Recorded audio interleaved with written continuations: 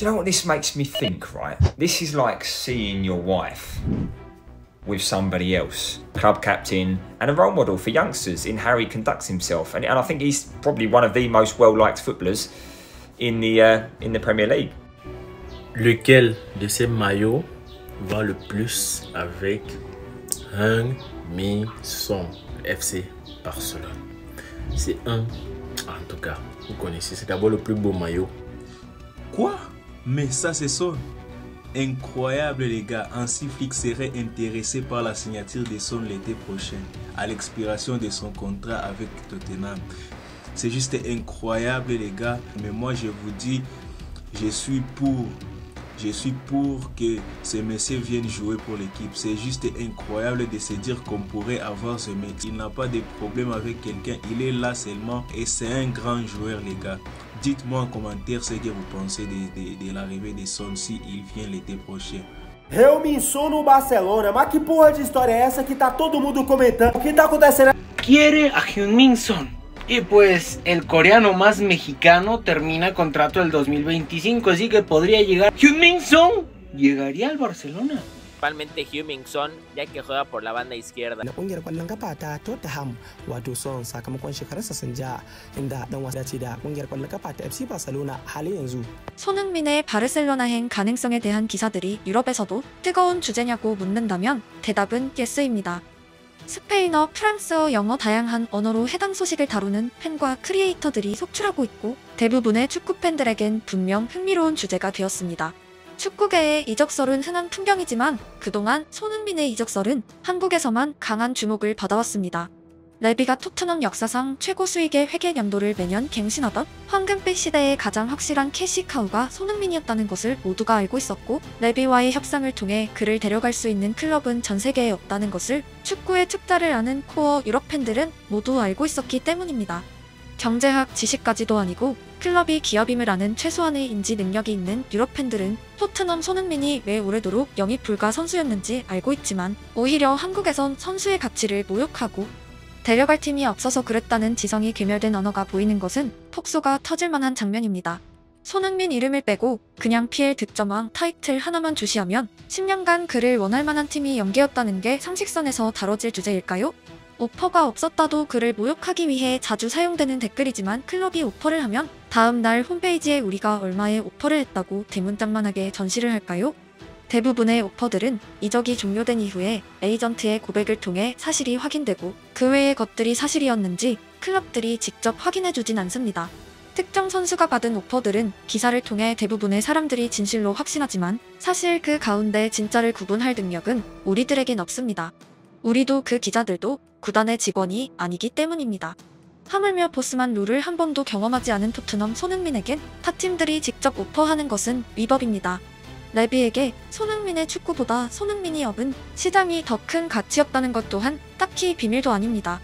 컵대회 결승을 앞두고 무리뉴를 경질한 사건 이후 대부분의 사람들은 레비에겐 우승보다 수익이 더 큰 목표임을 알고 있습니다. 결국 레비에게 손흥민은 베일, 모드리치와는 단순 비교하기 어려운 사업의 핵심이었고 이적료를 통한 단기 수익이 아니라 무려 10년에 가까운 장기적인 이익을 이뤄냈습니다. 삼성이 일맥스 사업부를 거액에 매각하느냐 제품 판매를 통해 매년 수익을 쌓느냐의 주제입니다. 현 시점 손흥민의 이적설이 한국만큼이나 유럽에서도 관심사가 된 이유는 손흥민의 계약이 마지막 장으로 흐르고 있고 레비의 손흥민이 아닌 손흥민 본인과 직접 협상이 가능한 시기가 다가오고 있기 때문입니다. 1년 연장 옵션에 관한 내용은 지난 영상에 거듭 소개하여 생략하겠고 1년 연장이 체결되더라도 모래 시계가 떨어지고 있는 현상은 변하지 않습니다. 현재 유럽에서 특히 제가 있는 프랑스의 축구 팬들 사이에서 바르샤 손흥민은 사실 확실한 소스로 인해 생긴 주제가 아니라 바르셀로나에서 뛰는 손흥민은 어떨까란 판타지적인 요소에 의해서입니다. 한국 팬들이 아자르가 레알에 가면 어떨까, 데브라이너가 유벤투스 유니폼을 입으면 어떨까? 다양한 판타지를 즐겨왔듯이 그들에게도 다른 유니폼을 입은 손흥민은 분명한 흥미거리입니다. 서두에 보내드린 영상들의 댓글창에서도 대부분 사람들이 상황을 즐기고 있고 자기 나름대로 손흥민의 다음 클럽을 예상하고 여러가지 유니폼을 입혀보고 있습니다. 중간중간 진지하게 팀 전술과 손흥민의 조합에 대해 말하는 사람도 있지만 다수는 마치 피파 게임의 상황처럼 오락적인 반응이 주류입니다. 지금부터 진지 한 스푼을 넣고 말하자면 오늘 한국 언론들은 바르샤가 파티, 페란 토레스 등을 매각하고 손흥민 영입 전에 참전할 것이란 보도를 하였고, 정반대로 문도의 편집장 출신인 미구엘 리코는 바르샤가 살라와 손흥민을 영입 대상에서 배제했다는 내용을 송출했습니다. 리코에 따르면 현 바르셀로나 디렉터 데코는 단기적인 해결책이 아니라 장기적으로 기여할 수 있는 젊은 선수들을 목표하고 있고 육성 정책을 우선시하고 있습니다. 내용만 보면 바르샤 이적은 어렵다가 결과이지만 오히려 재밌는 포인트는 문도 편집장 출신이 바르샤와 손흥민, 살라의 이름을 연결시킨 부분입니다. 그동안 손흥민의 바르셀로나 이적설을 말해온 대부분 언론사는 중소단체들이었고 작성자도 이름을 알 수 없는 기자들이었습니다. 나름 명함을 가지고 있는 인물들이 팀명과 선수명을 연결한 기사들을 작성하는 것은 이적이 비교적 임박한 선수들에게 전형적인 케이스입니다. 즉, 최종 행선지는 미스테리이지만 아마추어들 뿐 아니라 유럽 기자들 사이에서도 손흥민과 살라는 매물로 인식되고 있다는 의미입니다.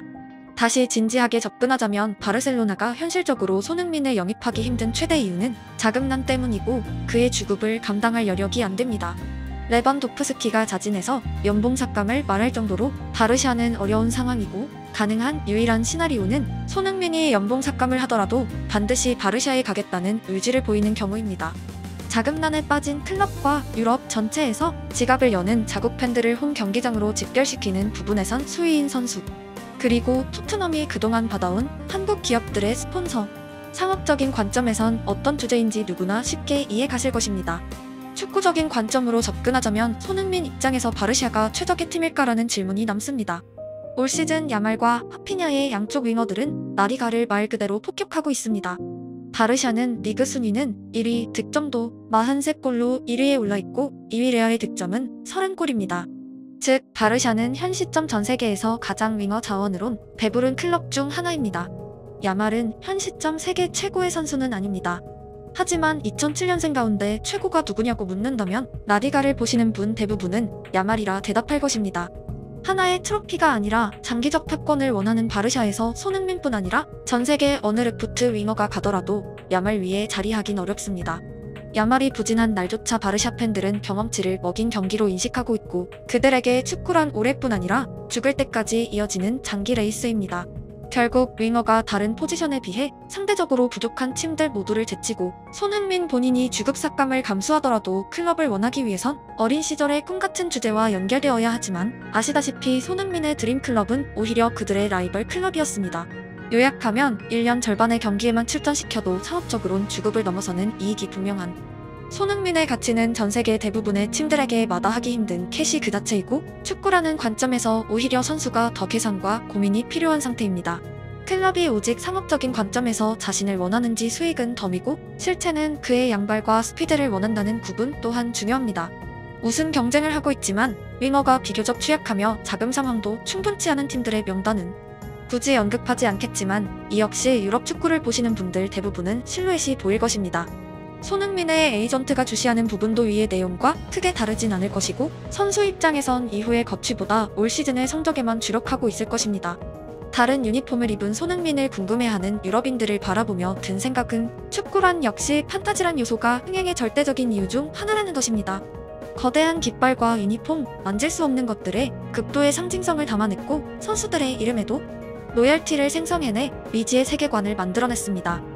손흥민이 유럽 축구의 아이콘 중 하나라는 것은 분명하고, 그의 국적이 한국이 아니었더라도 동일하게 겪었을 현상입니다.